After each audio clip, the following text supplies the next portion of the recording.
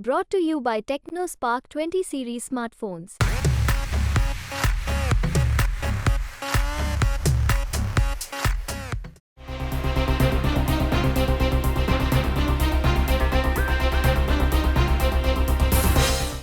नमस्कार, आप देख रहे हैं दिल्ली तक। मैं हूं आपके साथ अनुराधा तंवर। दिल्ली के मुख्यमंत्री अरविंद केजरीवाल की अंतरिम जमानत पर सर्वोच्च न्यायालय शुक्रवार यानी कि 10 मई को फैसला सुना सकती है।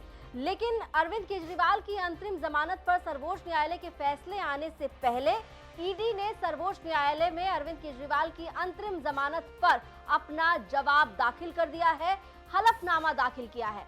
ईडी ने अपने हलफनामे में क्या कहा है, आपको विस्तार से बताते हैं। सुप्रीम कोर्ट में अरविंद केजरीवाल की अंतरिम जमानत के मामले में ईडी ने दाखिल किए अपने हलफनामे में कहा है कि चुनाव के लिए प्रचार करने का अधिकार ना तो मौलिक अधिकार है, ना ही संवैधानिक अधिकार है और ना ही कानूनी अधिकार।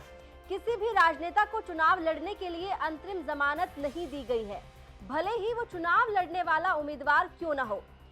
ऐसा आदेश देने से भविष्य के लिए एक नजीर कायम हो जाएगी।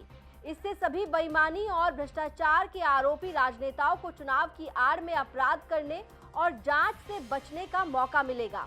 राजनेताओं ने न्यायिक हिरासत में चुनाव लड़ा है और कुछ ने जीत भी हासिल की है, लेकिन उन्हें इस आधार पर कभी अंतरिम जमानत नहीं दी गई है। तो ईडी की ओर से जो हलफनामा सर्वोच्च न्यायालय में दाखिल किया गया है, उसमें ये बताया गया है कि चुनाव प्रचार करना ना तो मौलिक अधिकार है, ना ही कानूनी अधिकार है।